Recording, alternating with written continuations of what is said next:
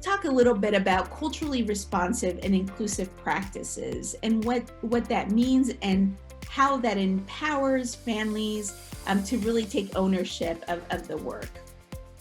So facilitators really need to come to grips and understand that families can take the lead, that our program participants can absolutely be in charge of projects, can lead the way. So they knew that they would get bikers who might join them for their day while they were out on their bike ride, but also families with children that they could inform. So they set up a booth, and it had a wall of water bottles with information that if you took the proceeds of water bottle sales for 1 year, you could build an infrastructure of clean water for the entire world. They had a flip chart that was showing how many people die of water-related diseases during the duration of that of their bike-a-thon. And then they also had information about the local community, photos of the people and who was going to build the well locally on site. We read Kamala Harris's book, Superheroes Are Everywhere, in which she talks about how everyday people can be superheroes just by helping others.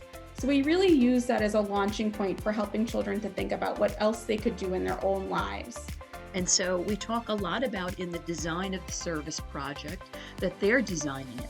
And so what do they have to do with fourth and fifth graders? How can their knowledge and their skills, their passions, their interests, how can they fit into that category of STEAM? You know, what can they do? What can they offer these young people? Latino students in mind, with the idea of having Latino students identifying a genuine need in the Latino community. So what really is key to this program is that our Latino students are not only identifying a need that's superficial, but really understanding the deep root cause of that need. For instance, immigration, poverty, food deserts, police brutality. What are the key elements that contribute to that historically and also in present time? I think leadership is a really powerful motivator.